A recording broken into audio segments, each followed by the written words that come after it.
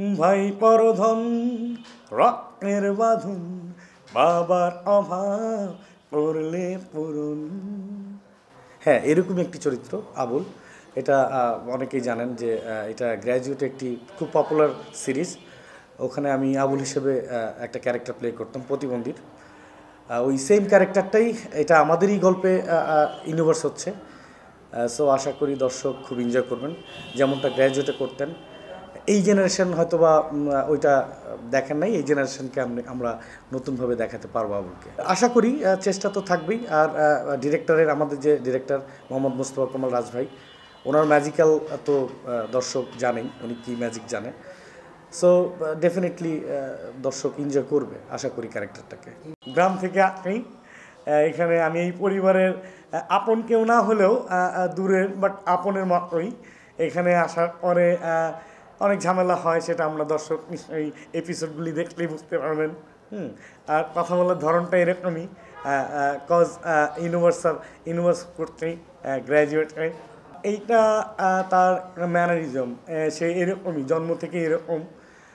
So এভাবেই কথা বলে।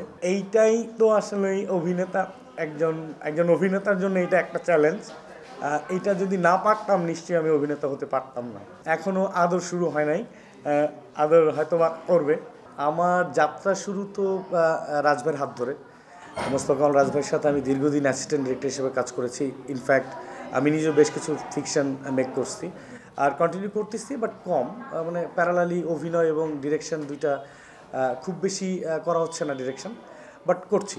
রিসেন্ট রানিং আরেকটা সিরিয়াল চলছে আমার, দেনা পাওনা। এটা ডিরেক্টর KM সোহাগ রানা, আমাদেরই টিম মেম্বার, সিনেমাওয়ালার একজন ডিরেক্টর, আমাদের ছোট ভাই। এটা তো এত দূর যাবে এটা আমরাও ভাবি নাই। দর্শক এত ভালো রেসপন্স করেছেন, দ্যাটস ওয়াই এটাকে হয়তো আরেকটু সামনের দিকে নিয়ে যাবে ডিরেক্টর, হয়তো ওনার প্ল্যান আছে। আর আমি পার্সোনালি আমার যদি ফিডব্যাক বলি, অসাধারণ অসাধারণ। এটা এই সময়ে এই ধরনের গল্পে এই ধরনের চরিত্র, ওখানে তো ডেফিনেটলি আমি হিরো ক্যারেক্টার করি নাই, পার্শ্ব চরিত্র প্লে করছি। সো এই পার্শ্ব চরিত্রগুলোকেও যে এত ভালোভাবে অ্যাকসেপ্ট করে দর্শক এবং এত পজিটিভলি রেসপন্স করে দর্শক, আমি যখন রাস্তায় বেরোই হোসেন বলে ডাকে, মানে স্পেসিফিক ক্যারেক্টারকে ডাকে, হ্যাঁ, এইটা ভীষণ এনজয় করি। আনফর্চুনেটলি এটা ব্যাড লাক, একটা সিনেমাটা করার সময় অনেক কষ্ট হয়েছে। রায়হান রাফি ডিরেক্টর, ওইটা এখনও কেন আই ডোন্ট নো যে কেন ওটা রিলিজ পাচ্ছে না। এটা হয়তো বা প্রযোজক পরিচালকের বিষয়, এটা আমি অ্যাজ এ পারফর্ম করছি, বাট কষ্টের জায়গা হচ্ছে যে সিনেমাটা রিলিজ হলে দর্শক আমাকে অন্যভাবে দেখতে হয়তো বা।